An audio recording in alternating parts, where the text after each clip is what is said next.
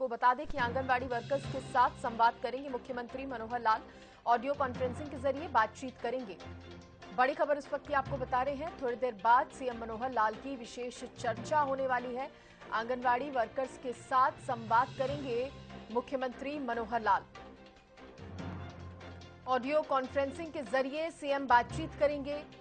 Anganwadi workers के साथ ये बातचीत होगी। देखने वाली बात होगी क्या कुछ यहां पर मुख्यमंत्री मनोहर लाल की तरफ से कहा जाता है।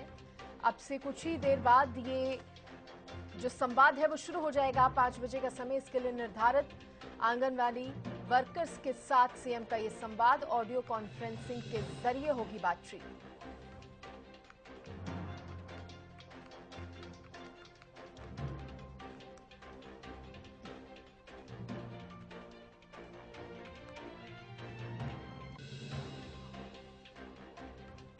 तो मुख्यमंत्री मनोहर लाल का ये विशेष संवाद कार्यक्रम अब से कुछ ही देर में आंगनबाड़ी वर्कर्स के साथ ऑडियो कॉन्फ्रेंसिंग के जरिए जुड़ेंगे सीएम मनोहर लाल।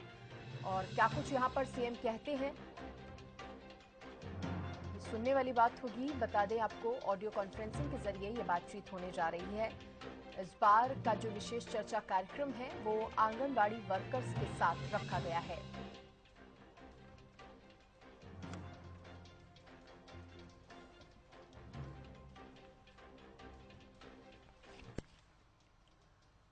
अब देखिए 28 नवंबर को हरियाणा मंत्रिमंडल की बैठक होगी। इस बैठक की अध्यक्षता मुख्यमंत्री मनोहर लाल करेंगे। हरियाणा सचिवालय में कैबिनेट की मीटिंग होगी। शीतकालीन सत्र की तारीख पर इस दौरान मुहर लग सकती है। ये बड़ी खबर इस वक्त की आपको बता रहे हैं। 28 नवंबर को होगी हरियाणा मंत्रिमंडल की बैठक। बैठक की अध्यक्षता मुख्यमंत्री मनोहर लाल करेंगे। हरियाणा सचिवालय में कैबिनेट की यह मीटिंग होगी जहां शीतकालीन सत्र की तारीखों पर मुहर लग सकती है। ये बड़ी खबर इस वक्त की आपको बता रहे हैं। हरियाणा सचिवालय में ये बैठक होनी है। शीतकालीन सत्र की तारीख पर मुहर लगी।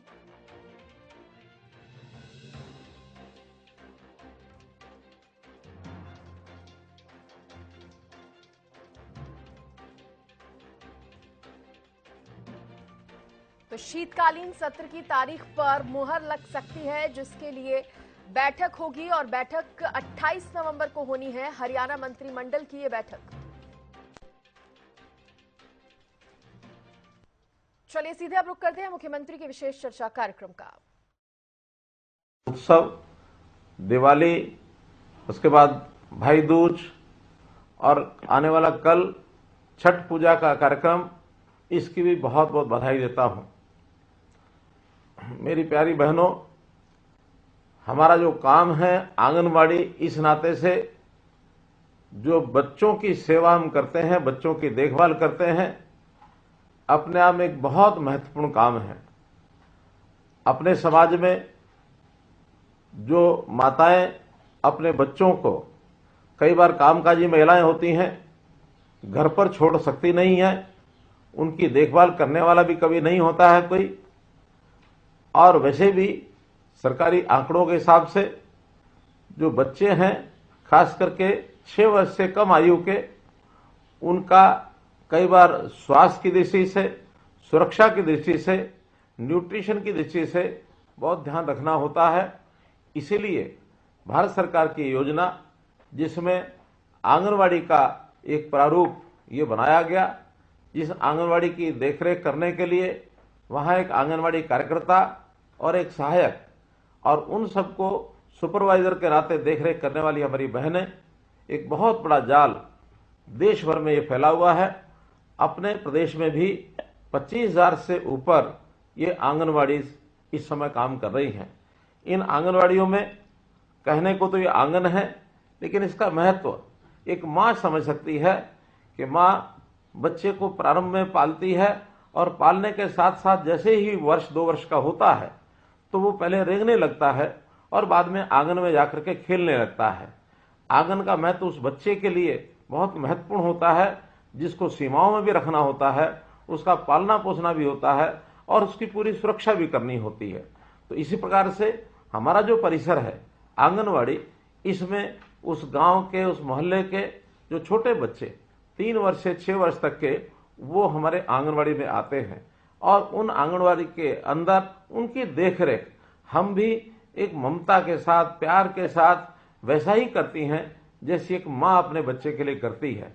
एक संवेदनशील बहन इन बच्चों का किस प्रकार से ध्यान रखती है वो एक माँ ही समझ सकती है। तो इसीलिए इस व्यवस्था में सभी बहनों को ही लगाया गया है ताकि बहनें अच्छी प्रकार से इसकी देखभाल कर सकें। अगर माँ के बाद बच्चे के पालने में किसी का अगर रोल आता है तो आपका आता है। एक बड़ी बात, आखिर आंगनवाड़ी सभी सरकारी व्यवस्थाओं में चलती है और सामान्यतः समाज में देखा गया है कि इन सरकारी व्यवस्थाओं पर लोगों का विश्वास नहीं होता, लेकिन आपके ऊपर कितना विश्वास है कि एक बच्चा जो माँ का एक जिगर का टुकड़ा होता है और उस बच्चे की पूरी भरोसा करके आपके जिम्मे छोड़ करके जाती हैं कि आप सुबह से सायंकाल तक उस बच्चे का ध्यान रखेंगी। तो एक बहुत बड़ा एक विश्वास का, एक बहुत बड़ा एक भरोसे का ये काम आप कर रही हैं, बहुत सराहनीय ये काम है। अब इस काम में कितनी कठिनाइयां आती होंगी, मैं तो एक उदाहरण के साथ आपके सामने ये विषय रख सकता हूं। मैं भी जब अपना स्कूल और कॉलेज जाने का समय था उस समय एक संस्था से जुड़ा हुआ था और उस संस्था के माध्यम से कुछ बच्चों के लिए काम किए जाते थे। तो एक उस संस्था के माध्यम से बहुत बड़ा शिशु संगम ये लगाया गया और हम चूंकि संस्था के कार्यकर्ता थे तो हमको उस शिशु संगम में व्यवस्था का काम दिया गया और वो बच्चे, छोटे बच्चे 5 साल से 8 साल 9 साल तक के, उसमें 3 दिन तक व्यवस्था में रहने के बाद पता लगा कि बच्चों की कितनी कठिनाइयां होती हैं। बच्चे कई बार वहीं गंदगी कर देते हैं, बच्चे कई बार रोने लग जाते हैं, बच्चे को छोटी मोटी तकलीफ हो जाती है तो कैसे उनके कपड़ों को भी साफ करना, समय पर उनको जो आवश्यकता चीज की होती है उसको देना, पिलाना। अब ये एक कठिन काम जो आज से लगभग मैं कह सकता हूं कि 50 साल पहले जिसका अनुभव मैंने किया था कि उन छोटे छोटे बच्चों की 3 दिन तक की जो सेवा की, उन बच्चों की आयु तो 5 से 8 वर्ष थी, लेकिन आप तो 3 और 6 वर्ष के बीच के बच्चों का ध्यान रखती हैं। बहुत ही ये सराहनीय काम है उन बच्चों को संभाल कर के रखना। जिस भवन में हम उन बच्चों को रखते हैं अर्थात जो आंगनवाड़ी होती है वहां भी एक सुरक्षित भवन उसकी आवश्यकता होती है। कभी कभी तो उसके अभाव में हम लोग काम करते हैं, कभी उसकी छत खराब होती है, कभी वहां लाइट नहीं है, तो कभी वहां प्रकाश की व्यवस्था, कभी पानी की व्यवस्था नहीं है, कभी वहां शौचालय नहीं है। हालांकि सरकार की ओर से इन सब चीजों का ध्यान रखा जाता है, फिर भी हजारों की संख्या में आंगनवाड़ियां, कहीं ना कहीं तकलीफ तो आपको जरूर आती है, फिर भी उसमें से आप रास्ता निकालते हैं। तो निश्चित रूप से ये जो बचपन को संभालने वाली और तराशने वाली आंगनवाड़ी कार्यकर्ता, इनसे आज मैं बात कर रहा हूं, मुझे बहुत प्रसन्नता हो रही है और आपका मैं अभिनंदन करता हूं। वैसे बच्चों के बारे में अगर विचार करें तो एक बच्चा आज का बच्चा है, कल का वो एक नागरिक है, हमारे भविष्य का वो एक नागरिक, देश को कहीं भी आगे बढ़ाने वाला, समाज को कहीं आगे बढ़ाने वाला। बचपन में कुछ नहीं पता होता, लेकिन बचपन में जैसी उसकी परवरिश हो जाए, जैसे उसको संस्कार मिल जाए, जैसा उसका ज्ञानवर्धन हो जाए, जैसा उसका शरीर बलशाली हो जाए, तो वही बच्चा आगे चल करके एक अच्छा नागरिक बनता है। तो अच्छा नागरिक बनने के लिए नींव मजबूत होनी चाहिए और उस नींव को मजबूत करने के लिए आप जो उनका काम कर रहे हैं बहुत ही सराहनीय है। उनके पोषण की आप व्यवस्था करते हैं। इस पोषण व्यवस्था के लिए भारत के प्रधानमंत्री जी ने जो पोषण अभियान चलाया, उस पोषण अभियान चलाने के अंदर बहुत सा सामान वो आपको दिया जाता है ताकि आप बच्चों को पका करके उस सामान को खिलाएं। जो बच्चे आते नहीं है, घर पर रहते हैं, उनके घर पर उस भोजन को आप पहुंचाते हैं और उस पोषण के व्यवहार के साथ साथ उनका सारा एक प्रकार से बच्चे का नापतोल, उसका कद कितना हो गया, उसका वेट कितना हो गया, फिर उसको टीकाकरण भी किया जाता है ताकि उसको कोई प्रारंभिक जो बीमारियां लगने वाली हैं वो बीमारी भी न लगे। इस काम को भी आपको लगातार जो है उनके लिए वो करना पड़ता है। बच्चों को सफाई, ये सफाई सिखाने का काम ये भी आखिर उन बच्चों के लिए करना पड़ता है और बच्चे सफाई कैसे रखें ये भी सिखाना पड़ता है, क्योंकि बचपन में जो आदत, जो संस्कार बालक की हो जाए जीवन भर वही रहता है। जापान के विद्यालय का मैं आपको उदाहरण देता हूं। जापान में जब भी बच्चा अपने प्राथमिक शिक्षा ग्रहण करने के लिए ऐसे शिशु वाटिका में जाता है तो वहां सबसे पहले जहां वो बैठता है वहां उसके आसपास जगह साफ है कि नहीं है, जिस यानी जिस बैग को वो लेकर के वहां जाता है उस बैग साफ है कि नहीं है, वहां जहां बैठता वहां का फर्श और दीवारें साफ है कि नहीं है, उसको पहले चेक करने के लिए लगाते हैं। अगर ज्यादा स्वच्छता यानी अस्वच्छता है, गंदगी है, तो वहां के कर्मचारी साफ करते हैं। लेकिन अगर छोटी मोटी व्यवस्था है, उन बच्चों को ही कहा जाता है कि बेटे अपने आसपास की जगह को साफ रखिए। अब ये कोई काम नहीं होता, लेकिन एक संस्कार होता है कि बच्चों को स्वच्छता कैसे रखनी है। बच्चा अपना नाखून काटता कि नहीं काटता है, बच्चा कपड़ा पहन के आया है तो वो साफ है कि नहीं है। उनके माता पिता को हम बुलाते हैं, बताते हैं कि आपके बच्चे को साफ रखना है तो घर से सफाई करके उसको साफ तैयारी करके भेजिए। तो एक संस्कार के नाते से ये बहुत बड़ी चीजें आप बच्चों के लिए करते हैं, क्योंकि बड़ों को समझाना ये बड़ा आसान है, लेकिन बच्चों को समझाना ये कहीं कठिन है। आप इस कठिन काम को जो करते हैं और इसके लिए आपने उनका जो कुल मिलाकर के संभाल करते हुए, जैसा मैंने बताया कि उनका डाटा भी आप तैयार करते हैं। अभी तक डाटा हम अपने रजिस्टर पर ये रखते रहे हैं, लेकिन अब आपको मोबाइल के साथ ऐप भी दी गई है कि आप उस डाटा को अपडेट करिए, और हर दिन अपडेट करेंगे तो उसका डाटा एक सर्वर में जाकर के और एक प्रकार से जानकारी सबको मिलती रहेगी, और एक प्रगति कैसी हो रही है इसका भी हम ध्यान रखेंगे। तो कुल मिलाकर आप बच्चों का ध्यान रखते हैं, उन बच्चों की प्री स्कूलिंग एक्टिविटी, खिलौने आदि से खिलाना, खिलौने बनाना, ड्राइंग करवाना, पजल गेम्स आदि ये सब सिखाना, ये उनके गुणों में वृद्धि करती है और भविष्य एक अच्छी नींव के साथ आगे बढ़े। तो आप जैसा बच्चों का ध्यान रखते हैं, निश्चित रूप से सरकार वो भी आपका ध्यान रखती है। आपकी भी कोई कठिनाई हो उसको सरकार निश्चित रूप से और ठीक करती है। बच्चे तो जैसा देखते हैं वैसा वो सीखते हैं। एक बार एक कहानी के माध्यम से अगर इस बात को समझना हो तो एक माता पिता अपने बच्चे को बैठे हुए ड्राइंग बनाते हुए देख रहे थे, और बच्चा एक कागज लेकर के अपनी जगह बैठे एक पेंसिल से कागज के ऊपर ड्राइंग बना रहा था। सेंटर में, कागज के सेंटर में वो बड़े बड़े डिब्बे, एक डिब्बे के साथ दूसरा, दूसरे का तीसरा, तीसरे का चौथा, ऐसे वो डिब्बे बना रहा था और डिब्बों में भी लाइनें खींच रहा था। बाद में थोड़ी देर बाद उस बच्चे ने उसी कागज के कोने पर छोटे छोटे डिब्बे बनाने शुरू किए और वैसी भी उस पर लाइनें खींच दी। माता पिता बड़ा खुश हो रहे थे कि देखो हमारा बेटा छोटी आयु में भी कितनी अच्छी ड्राइंग ये कर रहा है। जब पिताजी ने पूछा, बेटे ये ड्राइंग बनाई है, ये डिब्बे बनाए हैं, क्या बनाए हैं? कहने लगे, पापा पापा जब मैं बड़ा हो जाऊंगा तो मैं बड़ा होकर के एक बहुत बड़ा मकान बनाऊंगा, और ये जो मैं बड़े बड़े डिब्बे बना रहा हूं ये बड़े बड़े कमरे होंगे, और इन कमरों में एक मेरा सोने का कमरा होगा, एक बच्चों के पढ़ने का कमरा होगा, एक जो अतिथि आते हैं अतिथि कक्ष होगा, ड्राइंग रूम होगा। इस प्रकार से सारे उसने कमरे बना करके डिब्बों के माध्यम से बताया। पिताजी ने पूछा, ये कोने में ये जो छोटे छोटे डिब्बे बनाए ये क्या है? तो उन्होंने कहा कि पापा पापा जब मैं बड़ा हो जाऊंगा तो आप बूढ़े हो जाएंगे, आप और माताजी जब बूढ़े हो जाएंगे तो इन छोटे कमरों में रहेंगे। पिताजी बड़े हैरान हुए कि बेटा हमारे लिए छोटे कमरे क्यों? उनका, देखिए अब आप बड़े मकान में रहते हैं और आपके मम्मी पापा जो मेरे दादा दादी हैं वो मकान के कोने में छोटे छोटे कमरों में ही तो रहते हैं। जब वो छोटे छोटे कमरों में रहते हैं तो जब आप बूढ़े हो जाएंगे तो आप भी उन छोटे कमरों में रहेंगे। देखिए किस प्रकार से बच्चे ने अपने उस व्यवहार को, माता पिता के व्यवहार को कैसे परखा, कैसे जाना, जो उसके मन में बैठा वही उसने बोलना शुरू कर दिया। तो अर्थात बच्चे जो होते हैं ये कोरी स्लेट होते हैं। बच्चों को तो जैसा देखेंगे, जैसा आप सिखाएंगे वही बच्चे सीखते चले जाएंगे। हमने बचपन में गाना सुना था, बच्चे मन के सच्चे सबकी आंख के तारे। बच्चों का कोई द्वेष नहीं होता, बच्चे हमेशा एक दूसरे के साथ खेलते रहते हैं, और बच्चे जो मन में ठान लेते हैं उसको पूरा करके छोड़ते हैं। जब तक पूरा ना हो तब तक वो जिद भी करते हैं। ये बच्चों की बहुत चाहे छोटी बातें हैं, लेकिन हम सब के लिए भी सीखने के लिए पर्याप्त हैं। तो बच्चों की दुनिया, बच्चों का इस संसार जितना खुशहाल होगा, जितना सुखी होगा, जितना इनका ध्यान रखा जाएगा, उतना अपने देश का जो भविष्य है वो उज्जवल होने वाला है। इन सब बातों का हमने ध्यान रखना है।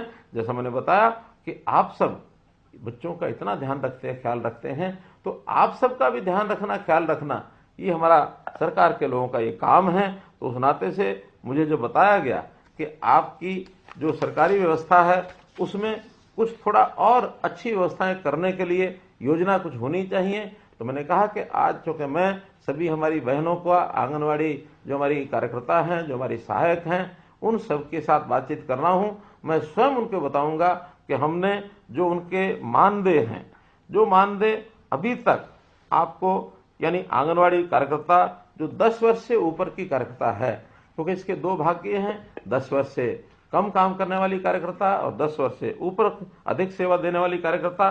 तो जो अभी तक 10 वर्ष से ऊपर जो सेवा देती है वो कार्यकर्ता अपनी है, उसका जो मानदेय है अभी 12,661 रुपया है। तो आज से उसको बढ़ाकर मैं 14,000 रुपया देने की घोषणा करता हूं। लगभग 1,300 और 39 रुपया इनका बढ़ जाएगा और ये 14,000 रुपया पाएंगी। इसी प्रकार जो 10 वर्ष से कम काम की जो सेवा जिनकी हुई है, या फिर जिनको मिनी आंगनवाड़ी कार्यकर्ता हम कहते हैं, तो मिनी आंगनवाड़ी कार्यकर्ता और 10 वर्ष से कम काम करने वाली ऐसी हमारी जो कार्यकर्ता हैं, इनका अभी तक का मानदेय है 11,401। इसको बढ़ा करके 12,500 रुपया आज से किया जाता है। इनकी वृद्धि भी लगभग 1,100 रुपया महीने की ये की जाती है। इसी प्रकार आंगनवाड़ी जो हेल्पर हैं, इन आंगनवाड़ी हेल्पर्स का अभी तक का मानदेय है 6,781। इसको भी बढ़ा करके 7,500 रुपया किया जाता है, अर्थात 719 रुपये की वृद्धि इसमें भी की जाती है। ये जितना भी मानदेय दिया जाता है, ये भारत सरकार और हरियाणा सरकार का जो एक मिला करके, और ये मानधन 60% और 40% के शेयर में दिया जाता है। कई बार ऐसा भी ध्यान में आता है कि जितना आपको दिया जाता है उसमें जो भारत सरकार का 40% का हिस्सा है वो काफी कम रहता है, लेकिन उसकी पूर्ति हमेशा हरियाणा सरकार करती है। तो इसलिए इसमें भी अभी भारत सरकार का हिस्सा तो बहुत कम है, लेकिन फिर भी उनके जो 60% का शेयर है वो हरियाणा सरकार लगातार देती रहेगी। कभी भी भारत सरकार से का 60% में कमी रहेगी तो हरियाणा सरकार देती रहेगी, और अपना 40% हरियाणा सरकार तो हमेशा देती ही है। ये भी आपकी जानकारी के लिए मैं बताना चाहूंगा। और ये मानधन सारे देश भर में मैं कह सकता हूं, चाहे वो आंगनवाड़ी कार्यकर्ता का हो, चाहे आंगनवाड़ी सहायक का हो, ये देश भर में सर्वाधिक है। इसलिए सर्वाधिक मानधन देने वाला हरियाणा देश का पहला राज्य है। ऐसे 32 राज्यों की इस मानदेय की जानकारी ये मैं आपको दे रहा हूं। मुझे ये बताते हुए भी खुशी हो रही है कि आपकी पदोन्नति के द्वार ये भी खोल दिए गए हैं। अब हमने 25% पद सुपरवाइजर के लिए ये आप में से ही भरे जाएंगे। उसकी भी फरवरी 2024 में एक छोटी परीक्षा होगी। योग्य जो बहनें हैं वो सुपरवाइजर के पद पर भी 25% की संख्या में उसमें जा सकेंगे। ये हम पहली बार कर रहे हैं और ये एक छोटा परीक्षा का जो एक कार्यक्रम है उसको लेकर के किया जाएगा।